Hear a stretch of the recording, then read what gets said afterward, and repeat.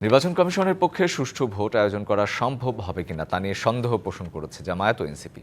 দুই দলের নেতারাই কমিশনের সক্ষমতা বাড়ানোর পাশাপাশি দৃশ্যমান পদক্ষেপ নেওয়ার আহ্বান জানিয়েছে। এছাড়া তারেক রহমানের দেশে ফেরা উপলক্ষে সংবর্ধনা অনুষ্ঠান নিয়ে ইসির কাছে আপত্তিও জানিয়েছে জামায়াত। তফসিল ঘোষণার পর থেকে আইন শৃঙ্খলা পরিস্থিতি নিয়ে উদ্বেগ প্রকাশ করেছে রাজনৈতিক দলগুলো।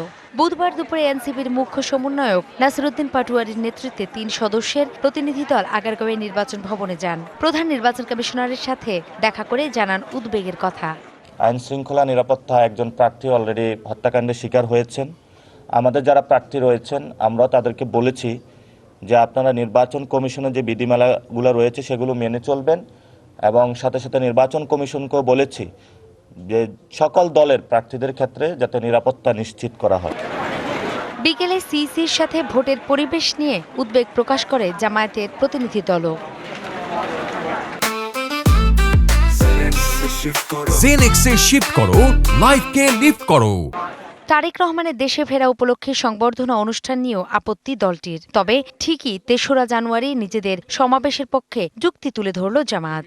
আচরণবিধি যাতে লঙ্ঘন না হয় এই বিষয়ে বিদ্যমান আইনে যা আছে এই সমস্ত বিষয়গুলোকে যথাযথভাবে যাতে তারা প্রয়োগ করেন এই বিষয়ে আমরা তাদের সাথে কথা বলেছি, দৃষ্টি আকর্ষণ করেছি, পরামর্শ দিয়েছি তাদেরকে।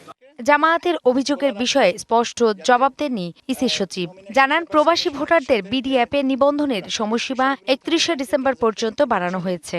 যারা নিবন্ধন প্রক্রিয়ায় এখনো অংশগ্রহণ করেননি তারা অনুগ্রহ করে ৩১শে ডিসেম্বর ২০২৫ তারিখের মধ্যে নিবন্ধন সম্পন্ন করবেন। সচিব জানান আগামী শনিবার সরকারি বেসরকারি ব্যাংকের সব শাখা খোলা রাখতে বাংলাদেশ ব্যাংকে চিঠি দিয়েছে নির্বাচন কমিশন। বাংলাদেশ ব্যাংকে অনুরোধ করেছি তফসিল ব্যাংকগুলোকে খোলা রাখতে। নূপুর মাহমুদ, ডিবিসি নিউজ, ঢাকা।